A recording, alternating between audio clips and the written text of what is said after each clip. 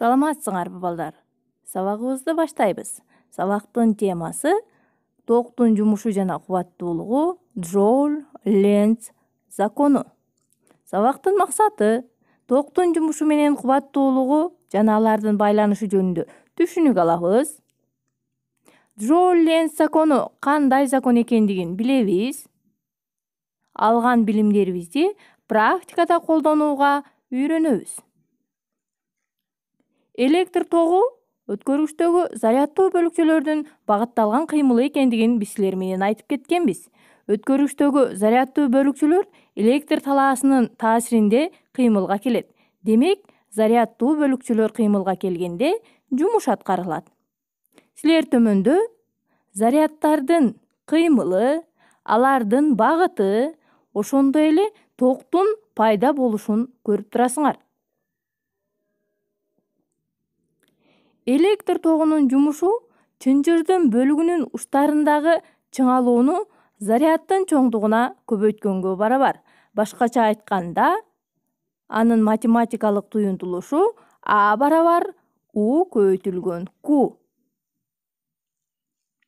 Ток күчүнүн формуласы I барабар убакыт бирдигиндеги заряддын чоңдугу экендигин билебиз. Бул жерден биз заряддын чоңдугун тапсак, анда ток күчүн убакытка көбөйтөбүз. Ушул барабардыкты пайдаланып, электр тогунун жумушунун формуласын жаза алабыз. Ал төмөнкүчө А барабар У I T.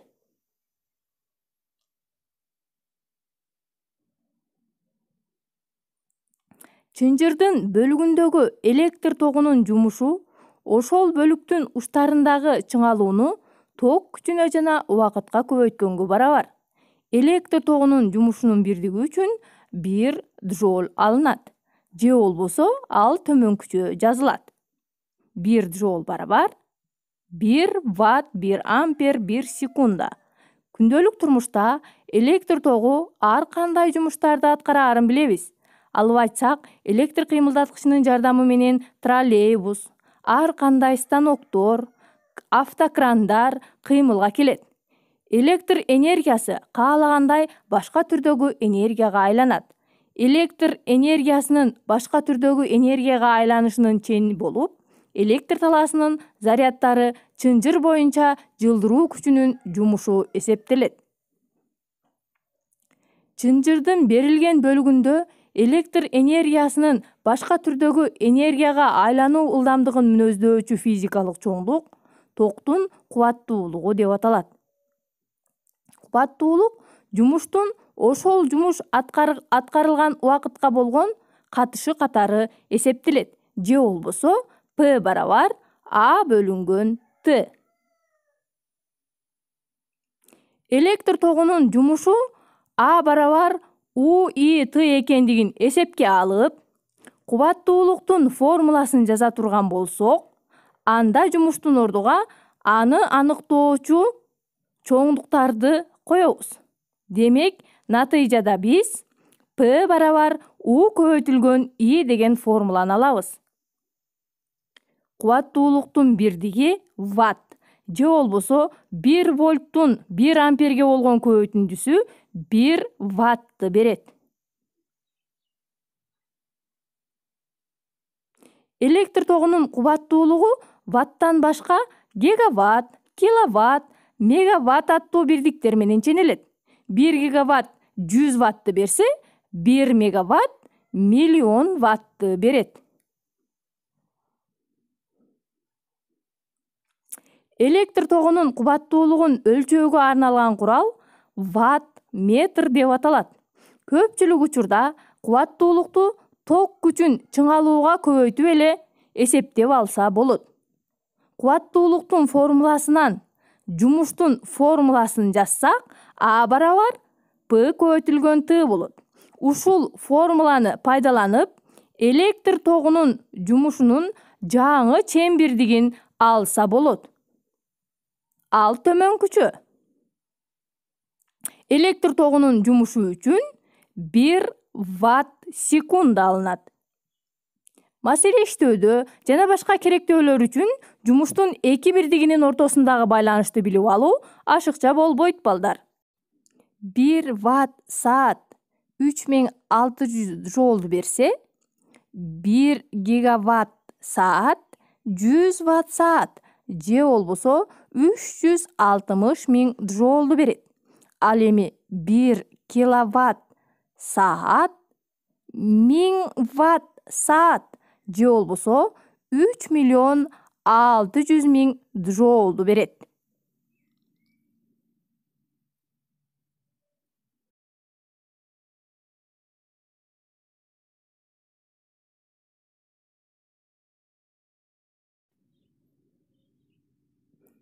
Өткөргүч аркылуу ток өткөндө ал ысый тургандыгы баарыбызга белгилүү. Аны төмөнкү түшүнөбүз. Металлдардагы эркин электрондор өткөргүч аркылуу кыймылга келгенде иондорго урунат. Энергиянын бир бөлүгүн аларга беришет. Натыйжада өткөргүчтүн ички энергиясы жогорулайт. Кыймылсыз металл өткөргүчү аркылуу ток өткөндө токтун жумушу толугу менен өткөргүчтүн ички энергиясына өтөөрүн көптөгөн тажрыйбалар далилдеди. Ысыган өткөргүч алган энергиясын жылуулук түрдө курчап турган чөйрөгө берет. Демек, өткөргүчтөн бөлүнүп чыккан жылуулук саны токтун жумушуна барабар болот. Жылуулук санын Q тамгасы менен белгилейбиз. Төмөндө силер эркин электрондордун иондорго урунуп жаткандыгын көрө аласыңар. Иондор, ал эми кыймылдап жаткандар, булар эркин электрондор. Жылуулук менен жумуш бири-бирине барабар болсо, анда Ом закону боюнча I барабар U бөлүнгөн R'ден чыңалуунун формуласын алсак, U барабар I көбөйтүлгөн R маанисин пайдаланып жаза алабыз. Q барабар I квадрат RT. Бул жылуулук санынын формуласы. Өткөргүчтө бөлүнүп чыккан жылуулук саны токтун күчүнүн квадратын каршылыкка жана убакытка көбөйткөнгө барабар. Мындай жыйынтыкты бир эле учурда Англиялык окумуштуу Джеймс Джоул жана орус окумуштуусу Эмили Ленц тажрыйба жүзүндө аныкташкан.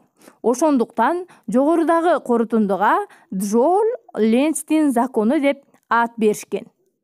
Эми балдар, алган билимдерибизди бышыктоо үчүн маселе иштеп көрсөк. Өткөргүчтүн туура кесилиш аянты аркылуу 4 кулон заряд өтөт. Өткөргүчтүн учтарындагы чыңалуу 12 вольт ток күчүнүн жумушун тапкыла. Бизге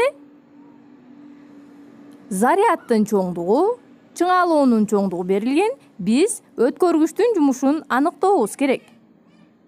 Биз жогорудагы формулалардан бизге керектүүсүн алып алабыз. А барабар U көбөйтүлгөн Q. Формулага коюп, токтун жумушун аныктай турган болсок, анда чыңалууну зарядка көбөйтөбүз. Натыйжада 48 джоулду алабыз. Демек, өткөргүчтөгү 4 кулон заряд жана 12 вольт чыңалууга ээ болгон ток 48 джоул жумуш аткараарын аныктап алдык. Кийинки маселени карайбыз. Ички каршылыгы 1,5 Ом болгон элемент каршылыгы 3,5 Ом болгон сырткы чынжырга туташтырылган. Сырткы чынжырдагы чыңалуу 14 вольт. 5 секунда ичинде элементте кандай жылуулук бөлүнүп чыгат? Демек, бул жерде биз чоңдуктарды пайдаланып, өткөргүчтүн жылуулук санын табуубуз керек. Биринчиден, Ом законун пайдаланабыз, андан кийин Джоул-Ленцтин законун пайдаланабыз. Ток күчүн аныктаганыбызда ал 4 амперге барабар болду. Ал эми жылуулук санын аныктаганыбызда ал 120 джоулга барабар болду. Көңүл бурганыңар үчүн чоң рахмат. Сабак аягына чыкты.